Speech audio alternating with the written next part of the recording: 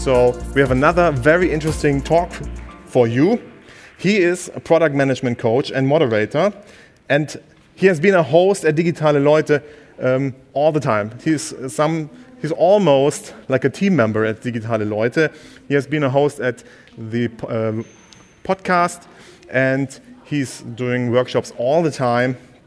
He's working as a product management coach with product managers and teams worldwide to connect the dots through empathy and structure. By introducing confidence and skills to their way of working, he ensures that they can and want to own their product strategy, goals, and product discovery. Please welcome, with a warm round of applause, Tim Herbig.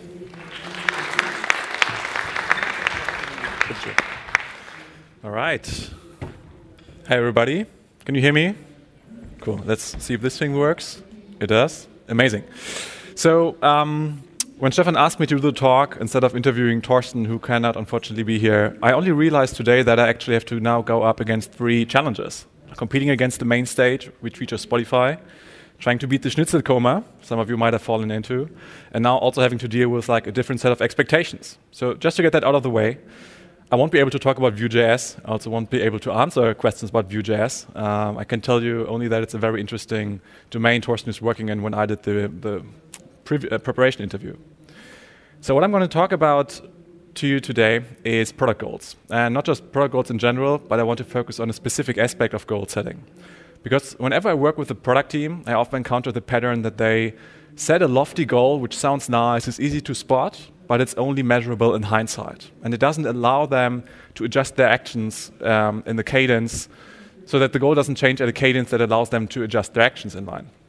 And so just to get a setting for the room, I would love to understand from you, when you think about the one key metric you are using to measure your progress as a product team for your product, how often do you revisit it and are able to detect a change? So give me a quick sign of hands if your key metric changes on a weekly basis and you check it weekly.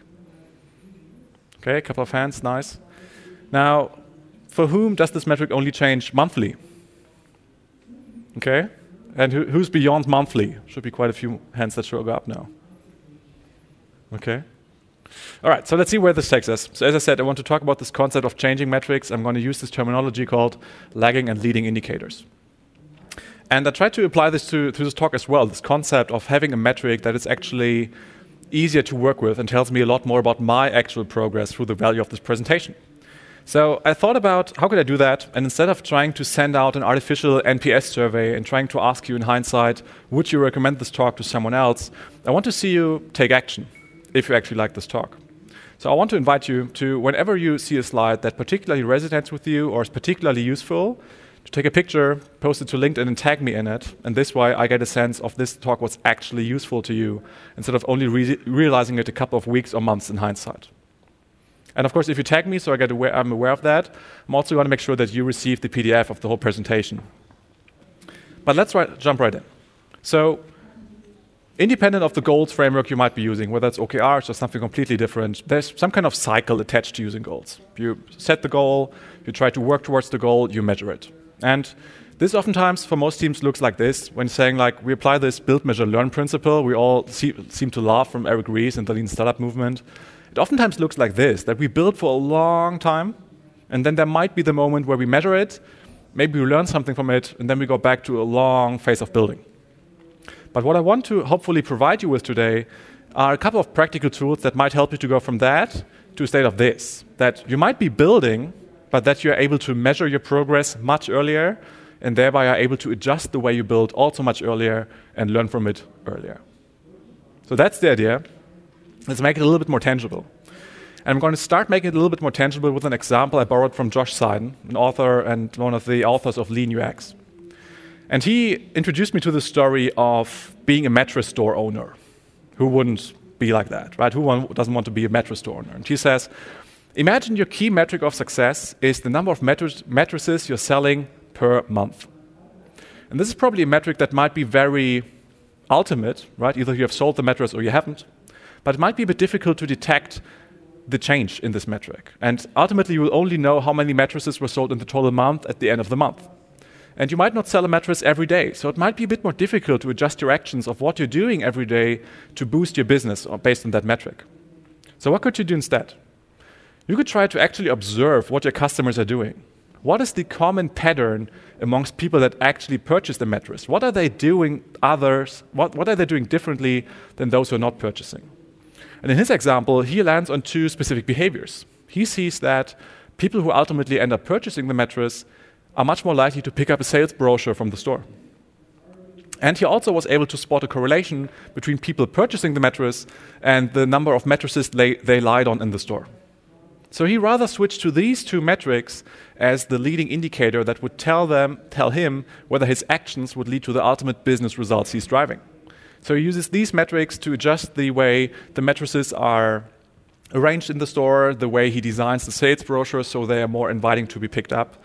And he uses these activities. Now, I use the word, how can the metric lead you to more success on purpose? Because that's specifically the one definition where you could say, this is what a leading indicator looks like. Right? The leading indicator is a little bit more harder to predict. As you can tell from this mattress store example, you probably have the number of mattresses sold per month front and center in your cash register. And it will take a little bit more effort for you to determine how many people have lied down on the mattress, how many people have picked up a brochure. You would have to invest more time in that. And so it's harder to determine the leading indicator, but it's certainly worth it because they can have the power for you to predict the future in a certain sense. So what's the opposite of a leading indicator? Naturally, it has to be the lagging indicator. Right? So a lagging indicator compared to leading you towards how the success might look like is called a lagging indicator because there's a big lag between the activities, features, and actions you take as a product team and seeing the results of it, and thereby only being able to learn from them and adjust your actions fairly late. So let's take a look at how these two metrics compare on a high level. So as I mentioned, lagging indicators are oftentimes easier to spot. This might, in your company, this might be number of registered users, page views, revenue. Some companies might even the stock price. Oftentimes very easy to spot the metric. And for leading indicators, you have to invest much more time and effort to uncover the leading indicator. What is the actual pattern that is happening that allows you to predict this future? The other difference is that leading indicators are much more responsive to the team actions compared to the lagging indicators being very unresponsive. I bet many of you have been asked to draw a straight line between a feature or an experiment and the company's bottom line revenue. And depending on your company size, this might be close to impossible or feel like a very artificial exercise of trying to justify your efforts.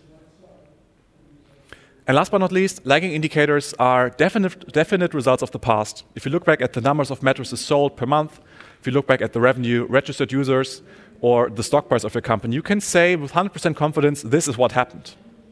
But leading indicators, on the other hand, are there to be this predictor of the future success.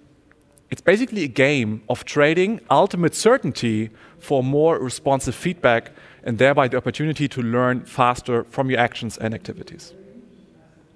Now let's try to make this even more tangible by looking at a couple of examples of what a lagging and leading indicator could look like as a metric.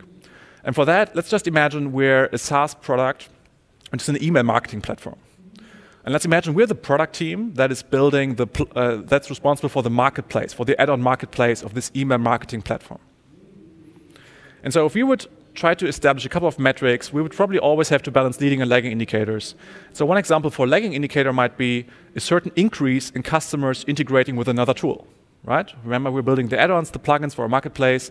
This might be a metric that is measurable, but change is probably fairly slow. The more leading interpretation of that could be the number of customers that indicate a certain preference for that tool. This is probably easier to detect. And again, we're trading a bit of certainty here, but we would get an earlier signal whether we are on the right track or not from that. Another example would be to say, okay, so there's a certain increase in clients that integrate 5 or more integrations in the platform. Again, it would take quite a while to get a customer to adopt 5 or more integrations and to thereby measure that change. Compared to measuring, okay, what's the traffic to a specific integrations page looking like in our marketplace? Does this go up or down? Because that's probably a good indicator if people would ultimately start using a plugin or an integration. And another example would be, okay, we're going to build these integrations so we are able to get to an ultimate result of increased purchase that customers are able to generate through an email marketing campaign. Again, lots of unknowns along the flow. You have to send out the email, you have to have the click-through rate, you have to have the conversion in the shop, and so on and so on. So what would be a more leading indicator we could use here? We could try to optimize for a metric that looks at the email deliverability. Because if we increase the chances of our email actually getting delivered, probably the chances of actually making the purchase down the road will also increase. Now, leading and lagging indicators has been around for quite a while. And I mean, we as a domain of product management have no shortage of new fancy terms and acronyms and buzzwords. And I want to make sure that this concept can be connected to some of the buzzwords that are most commonly used in product management to make it more tangible and to maybe even relate to it a bit better whenever you're discussing goals and metrics in your company. So remember, we have the leading indicator and the lagging indicator. One exists to help you to predict the future success, and the other is about measuring definitive results of the past. Now let's connect these to a couple of commonly used terms in product management, and let's start at the most leading end of the scale. We could look at the metric like an input. We could simply look at the number of hours spent of creating, let's say, promotional banners. Right? We're just like, if we put enough hours in, success will follow. Well, this might be very, very leading on the one end. The gap towards the ultimate measurable metric might be a bit big. So our confidence is probably fairly low that just because we put in more hours, we will drive the most important business results. So let's move a bit to the right. Let's look at outputs. So it's not just about the amount of work we put in, but about the specific artifacts we are creating. In this case, an output could be the number of banners we're publishing on the site. Again, it's worth discussing how high the likelihood is, just because the banner is there, that we will end up with our ultimate result. But at least we're getting there. Now comes the fun part. Our industry loves to use the word outcome, right? Like we all want to be outcomes over outputs and shift feature thinking to outcome thinking. But the interesting twist here is that an outcome metric very often sits at exactly that intersection of being leading or lagging. And depending on your business model, the metric like the number of actively used integrations per users mirrors a specific change in behavior. But again, the question is how fast it changes, depends on your business. But it could be something that might be still leading enough so you can use it for measurement, or it could take too long. And an example for the ultimate lagging metric is what I oftentimes call an impact metric. As I mentioned earlier, in most companies, this is like a company-level expression of how success for a specific strategic initiative might look like. And these oftentimes take multiple teams, multiple months, multiple weeks to change. So they're not that suited for product teams to be used to adjust their actions and their plans. Now, let's try to make that a little bit more visual, because most of the teams I'm working with have a struggle identifying where their goals sit at exactly this spectrum. And it's not about getting it right from the first place. I think it's more about being aware of what kind of goals you're currently working with and making a conscious decision to hopefully change the goals and the metrics to make them more useful. Because you don't have to define an outcome goal just because someone else said it. Ultimately, you have to define a goal so it serves you and is useful for your daily work. And so let's try to categorize that a bit more to make sure that some of the metrics fit in one of these buckets. So you could argue that at the lower left, you might have output lagging metrics, right? So remember, we're talking about features that only can be measured fairly late. One example would be if you're just saying one MVP is released, the product requirements document is completed, or similar artifacts. It's very descriptive about what has to be done exactly, and we only know fairly late whether we're on track or not. Now we could increase that and say like, okay, let's shift it a little bit more to the outcome. We could use things like revenue, like we talked about earlier, or NPS, which is my favorite example, because sometimes teams establish NPS as a metric. Like, that's a change in behavior. It's like, yeah, that's cool. How often do you send out the NPS survey? And they're like, yeah, once a year. It's like, okay, so how useful is a change in NPS to determine what you're doing on a weekly or monthly basis? So let's move a bit more to the right. As I mentioned, it's easier to identify leading indicators if you look at tasks, because it's easier to influence. So we might not always want to be there, but we could set goals like setting the number of user interviews we want to complete, talking about the number of bugs we're fixing, or how many marketing campaigns we're sending out. But as so often in these 2x2 metrics, the sweet spot is at the upper right, the more aspirational area. And so ideally you could aim for something like, okay, what's a leading outcome metric we could use? And in my experience, this could be an example that simply mirrors this continuous change you want to drive, whether it's for users, customers, stakeholders, or peers. Maybe it's simply the views of the contact form, it's a success rate of rolling usability tests, or it's simply trying to bring down the API response time. But as I mentioned earlier, I think it's not so much about a team aiming for perfection and getting it right all the time, but it's more about understanding where you are right now and what can you do to shift the way your goals work. And I think there are two key questions product teams can use to change that. If you find yourself more on the output end of the scale, simply ask why. Why do we want to do that? What is the underlying behavior we're trying to drive with this feature or this artifact we're building? Try to ask why to go up, so to say. And if you try to go from lagging to leading, simply ask yourself, what kind of activities do I have to drive instead? What are the actions my users or customers are taking before the final end result that I could focus on and that are much easier for me to measure and to influence as a product team? So you could ask which user, customer, or stakeholder behaviors make it more likely that this ultimate lagging indicator we might be aiming for ultimately changes, or you could phrase it slightly different by asking what are the actions we have to make our users or stakeholders do more of or less of to succeed. And again, it probably shows you that you need to have a rigorous understanding of how your customers behave right now. You cannot pull this stuff out of thin air. If you don't know what's the pattern amongst the people that are doing the ultimate purchase or lagging indicator event, you will not be able to identify more leading indicators. And this sometimes can look, in practice, this can look like a reverse customer journey mapping, which sometimes makes it easier for teams to identify more leading indicators.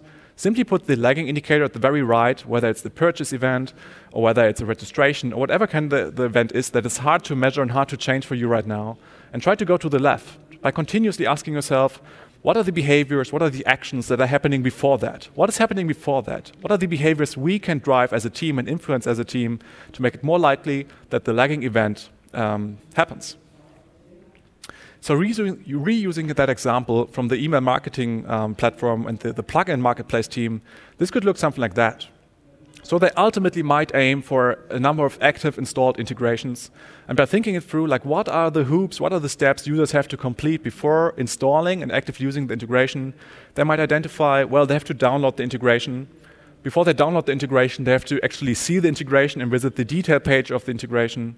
There might be a bit more of a technical path to say, like, okay, in order to have the integration up and running, you might have to complete the OAuth. So how many steps are there? Could we reduce the number of steps the OAuth requires? Or could we look at the other authentication processes? Can we shorten these? And this is not about having the one right metric pop up after doing this exercise the first time.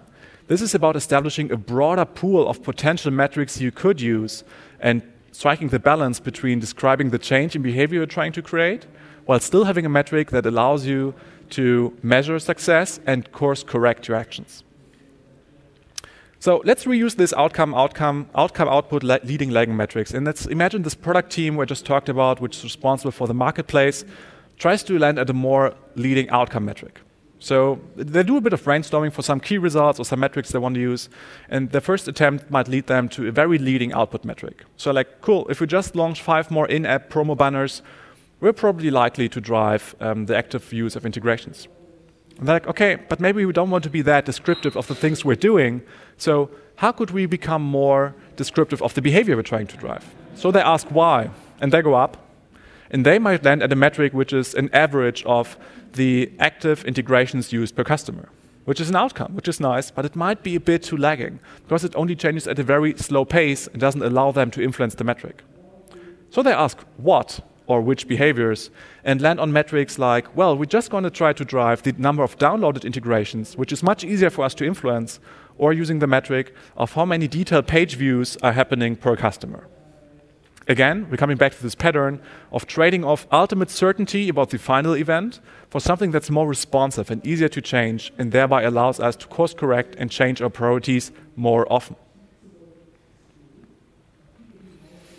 Now, I want to look at another aspect of that, right? Because rarely goals don't happen in the silo of the product teams. Goals happen, whatever kind of framework you're using, goals happen in the context of an entire company, sometimes departments, depending on where you sit.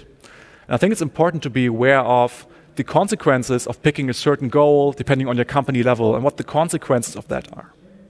So let's just imagine we have a company level, we have a department level, we have a team level. And obviously, again, independent of the goal framework, all goals serve the purpose of connecting the strategy, vision, mission, purpose to the daily tasks in delivery and discovery we're pursuing. So we want to set these appropriately. And again, trying to reuse some of the terminology we established earlier on in the talk, making clear that it's totally fine to use those lagging impact-ish metrics on the company level, because you might want to measure them not that often. And the company doesn't course correct every week the actions. So it's fine to use a lagging impact metric at the company level, but the more you go down, so to say, in this hierarchy, the more tangible your metrics should be. And there's a trade-off, right? Imagining that the company would already set very specific output metrics, the room for creativity and the room to change and to breathe for the teams is super limited. So using that example, let's say, okay, cool, so the company says the overarching goal is to increase NPS, and it's fine to use something like NPS, even though it's lagging, because we don't measure it that often, and it's not like due to the company to change the roadmap and all the sprint requirements every week. But the more you go down to the department or team level, depending on what you have, you want to be more outcome or output specific. And imagine you're establishing an outcome goal which is based on an actual user problem at the team level, at the department level. You might use the metric of share of mobile consumption, imagining you're an e-learning company, which might be suitable, but there's little room left for the teams below that to use something else than an output metric. And again, imagining if the company would already be very descriptive of outputs and features to build, it would be even harder for the teams to use that as an actual orientation to design their priorities instead of just following the rigid task list they have been handed. Now, let's take this a step further, because those things like share of mobile course consumption or other outcome metrics might be cool for the team on the macro level, but you might need something even more tangible and setting a goal on a more tactical level to design some of the features you're working on. So imagining you're focusing on the outcome of making it easier to continue started courses for your teams, for your users, and you might turn that into a very specific metric, like what's the average learning success quote for our users, and you start to brainstorm a couple of features you want to build for that. You still want to run a couple of experiments around that. You don't just want to blindly ship every feature you come up with immediately. You want to have a data-based confidence about whether a feature is actually worth building. So you need to run experiments, and I meet a lot of teams that are like, cool, we're showing this to users, cool, we're running this fake door test, cool, we're running an A/B test, but they never establish the baseline they're trying to hit. They never establish a true metric. And so this is important for product teams to also be aware of some of the more tactical metrics you can use to make sure that you're not just sitting next to a user and asking them, and, do you like it? And as soon as they're nodding, you're like, cool, experiment success. And so obviously this requires a bit of creativity for teams to come up with metrics that are useful and help them to measure their progress. And on a more tactical level, I want to invite you to think about things like quality criteria for necessary research, like what is the way we're doing research, what is the way we're running ideation sessions, using that as success metrics on a tactical level. Or to think about desired results you want to get out of qualitative interactions. Think about the number of users you want to be able to complete a given task without support to prove the usability of an existing new feature you have thought of. Or you could use things like specific behaviors that indicate success of a future idea. These could be opt-in rates for a beta program you're testing with the value proposition of a new idea. This could be things like a conversion rate from a smoke test pop-up to an actual opt-in and something like that. Like, be specific about the metric that tells you whether you were able to make progress and didn't just measure how often the pop-up was shown. Now, trying to wrap this up in 3 distinct key takeaways. When you reconsider this concept of leading and lagging indicators, of how things should come together, the first one is that, again, independent of the goals framework you're using, whether it's OKRs or something different, goals are not automatically leading indicators, right? You have to work for it to understand what is a metric we can use that changes often enough and at a higher pace that allows us to measure progress and adjust our actions accordingly. If you're trying to spot these leading indicators, specifically look at the contributing actions your users have to go through or the things the users have to do so your ultimate lagging metric can be achieved. So look for these supporting behaviors, whoever you're building a product for. And the third one being, when in doubt, I would always encourage teams to rather work with a leading indicator instead of trying to tick the artificial box of making everything an outcome goal that is not that useful. So prioritize pragmatic usefulness of a goal over making it correct and following someone else's blueprint. Thanks a lot. Thank you very much for that always very insightful and compact talk. Thank you very much for that. You have now the chance to ask Tim questions, and therefore there is a microphone you can approach. And The problem with your talks is sometimes they are so good that sometimes there's no questions to ask. Oh, come on. It's really... Or they're so confusing that nobody has a question in mind. Okay, so show of hands. Who thinks the talk was confusing? Who thinks the talk was great? See? They're biased. By what? I don't know. Bias. Always a bias. Please no question about Vue.js. That's the only prerequisite I have. Yes. You can also just stand up and go to the microphone. No sign of hand necessary. Yeah. First of all, thank you very much for this talk. And my question is, but how do you integrate these metrics or KPIs in the team day to day? Like from my experience, there's often a situation you talk a lot about these metrics at different meetings, and we should all be more outcome driven or data driven.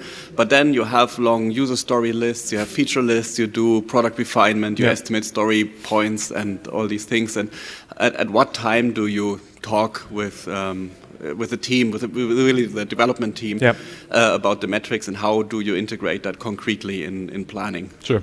So I think one of the key moments should of course be like the act of defining the goals, right? So I'm a big fan of the people doing the work also designing their goals, right? And depending on the team size, that might not mean that you do an OKR workshop with 15 people, but at least making sure that representatives from all domains of expertise are part of that. What would success look like? This goal definition process, essentially, right? So that would be, I think, the first step. And I think the second bit has to be a bit more of a continuous change. So one of the practices I really like to do is, whether using Jira or any kind of other task management tool, to make sure that you can connect, or that you have the opportunity to connect individual task items or user stories or epics, or however you slice your work, to set metrics, right? If you say like, so these are the 5 top key results or goals or KPIs, whatever you call it in your company, and they're somewhere manifested that these are the guiding metrics for the next goal cycle you're working on. Whenever you look at the user stories you want to pull into a sprint or a task you want to discuss, or when you're in the daily and discussing, should we take on this new task, try to make it clear, like, does this contribute to any of the key KPIs or goals we have defined? And use it as an actual decision-making criteria.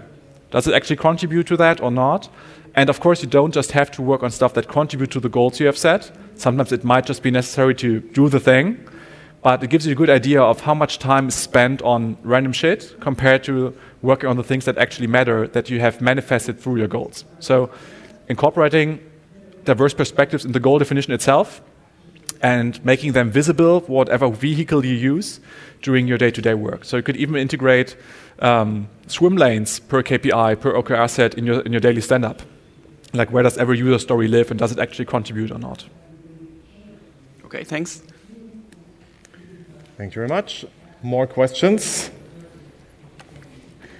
I had the impression that you are pretty much unapologetic about some tools or methods. Why is that? Because I'm seeing too many teams, and I mean, honestly, in the past, me included, when I had in-house roles, that it's easy to fall for the dogma of someone else telling you how to do things. And I've just seen that so many teams get paralyzed by the idea of having to do it right and following someone else's blueprint. And some of the gurus tell you, like, this is how you have to set goals, this is how you have to work. And there might be good inspiration in that, but most of teams get paralyzed and don't move at all until they automatically arrive at this blueprint. And I feel that not enough teams are then scared from taking this first step and finding their own approach and banning an approach or banning a good or better practice for their own environment. And I think trying to not take too many of the frameworks, blueprints, whatever, not too seriously is a good reminder, or is a helpful resource for finding your own starting point more easily and adjusting it from there. Thank you. Also learned a new word, automagically. Yeah. That's awesome. I love it. More questions? There's another one. You can still, of course, ask Tim later after this talk. Many more questions. You will be here all day, and even for a beer or two. A little bit longer. Not all day, but a little bit longer. Come on. A little bit longer. All right. Hi. My name is Ashrat. I'm from Giant Swarm.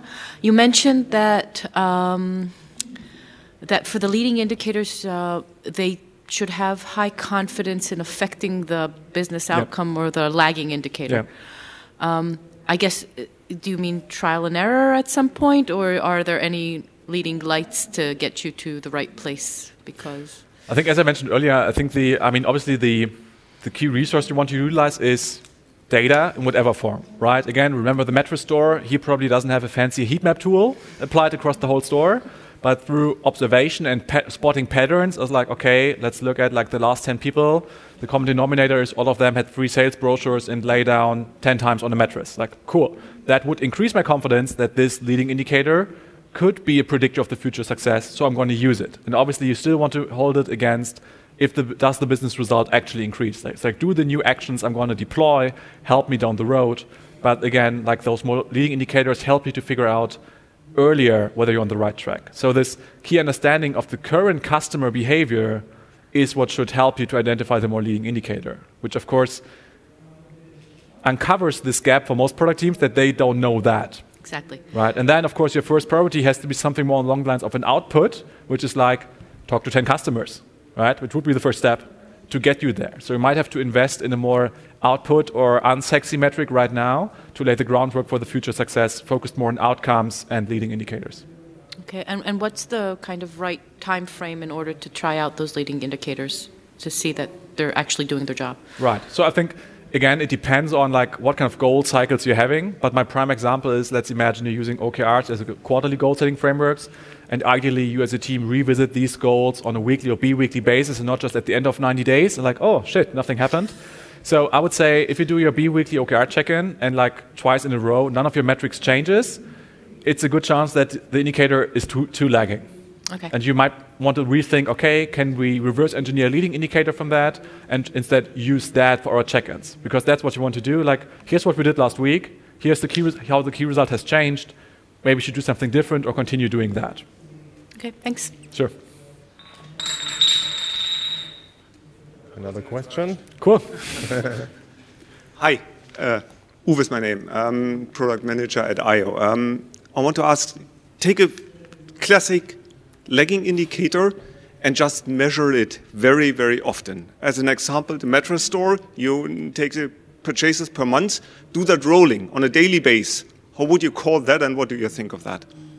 You mean if the number of mattresses would actually change every day? Yeah, you do take the last 30 days and you work with that as a metric. Yeah, that's the thing, that because you would only look back.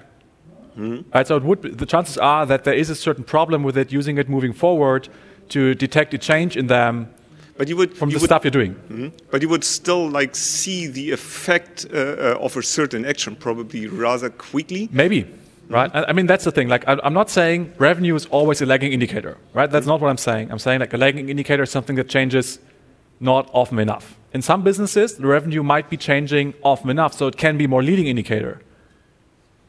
Right? It's not a per se categorization. So it's not about these are always classic lagging leading indicators. This is more like this is what typically is in most companies. Use the NPS topic. If you have like thousands or hundreds of NPS responses every day, it can be more leading, sure. If you send out the survey only once a year, it's lagging. Yeah. Right? So it's not per se it's always this metric, but it's like how is it in your company, in your business? Does it change often enough, and therefore can you use it? Thank you. Cool. Still have time for another question. Yes?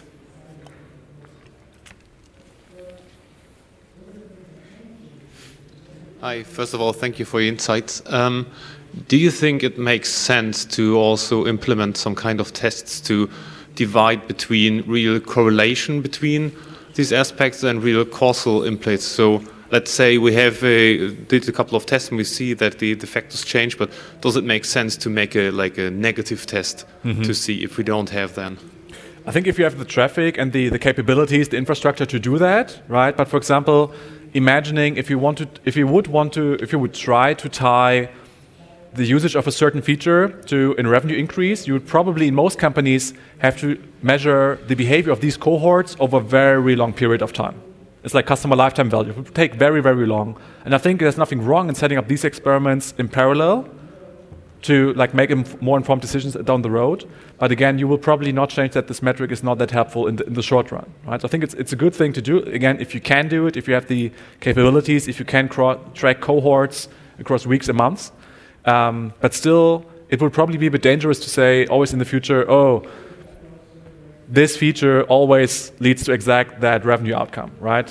You probably have a higher chance, a higher confidence in focusing on that, and thereby you could use the usage of this feature as a more leading indicator, right? Because again, like detecting the actual change might always take too long. It's probability. And as I said, it's like a trade-off, right? It's a trade-off between I know exactly how much money we earned last 30 days and thinking about what happens before the purchase moment, I don't know, adding to cart or browsing the category page. This is not guaranteed that the revenue will increase, but I'm seeing from the metrics I'm seeing the pattern that this is happening, and so I'm focusing on this metric with a reduced but still high enough confidence that this will contribute to the right business results. Cool. Another question, quick one. Last chance. Else, I say thank you very much, Tim Herbig, for this fabulous talk. Thank you very much.